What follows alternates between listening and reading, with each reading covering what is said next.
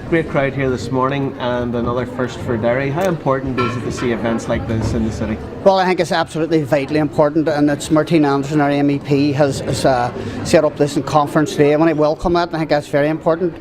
Martina is from the city herself, and I have to say, the thing about this city is the women have always been out at the front of all this type of stuff. They've been champions and leading, especially from the civil rights right forward to today. And as you can see, the likes of Martina being the MEP, she's brought the likes of this here. It's also very important when we look at the social fabric in society, you know, the makeup. Girls at the moment do better in school than boys. There are more girls going through university today than there is men, but the imbalance is still there. We can see that imbalance in the sense that there are a lot of people, young women in the workforce, but they're not sitting in jobs that make the decisions in society. So I think that has to change, and when we sort of sit down and look at that, I think that's the most important. I think people will take from this conference today that this is women leading social change. I think that's very, very important. People will learn a lot from this conference today. So, kind of first of all, welcome you all here today. I'm delighted to have to say to have been asked to chair. For those who don't know me, I'm obviously not doing my job right. Well, I think first of all, the whole concept of women leading social change is not something new to Derry. There's a huge, strong network of women in the city. They've proved it over many, many decades in terms of, you know, the civil rights issues, the prison protests, all of that. And I think in fairness to Martina and her role as MEP, she's taken the initiative to platform this, brought in the experts in relation to the sector itself. What I'm hoping to get out of it is a collective sense of how we can tackle some of the issues collectively. And I think it is important to reflect on the amount of European policy that affects gender and affects women. So this is about us collectively using the experts to give them our thoughts and also to look at how we can influence European policy. Yeah, I'm very pleased to be here at this conference, and I'm very honoured that Martina Anderson, MEP, invited me to come here to Derry. It's a beautiful city, and I'm really pleased to be here, and it's going to be great. I think it's very important to not see gender equality as a women issue.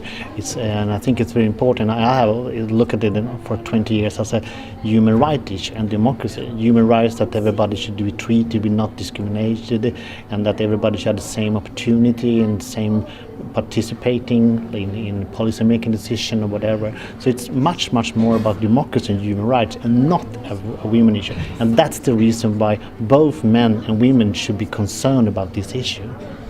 How far away are we from creating that awareness, in particular amongst men, that they need to view it in that context, do you think?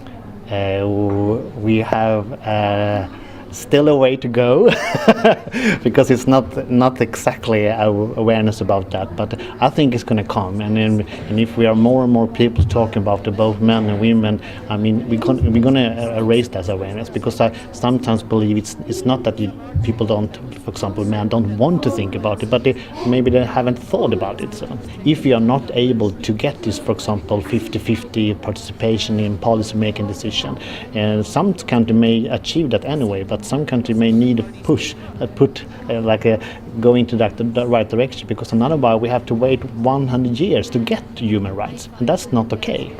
And finally, how important are conferences like this?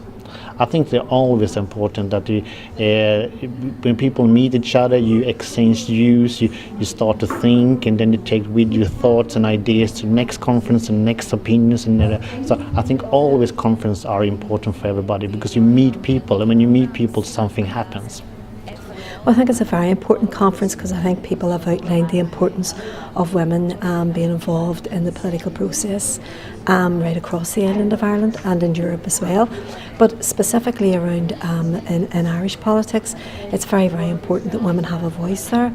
We make up 52% of the population, and yet we have a very small percentage of women who are elected representatives, both in the north of Ireland and in the south. So it's very important that people actually look at women who are in those leadership roles and see them as positive role models, and that we encourage other women, particularly young women, to come forward to take those positions up as well. Well, this is the second of conferences that Martina, as the MEP, has hosted. We had one last week in West Belfast around child poverty. We have this one around women driving social change, and I think there's going to be another one around young people. So I think it's very, very important that we also link up the whole European aspect of our politics as well. So I'm delighted to be here today. So there's a couple of follow-ups we can do there. So thank you very much for your attention, your participation. Hope you enjoyed it. Thank you.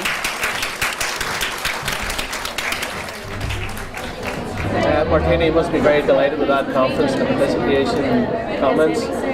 I think we had a powerful contributions, not just from the floor but also from the panel. And it was nearly a panel of experts. Not that I would say I would put myself into that field because I'm still on a big learning curve, as you know.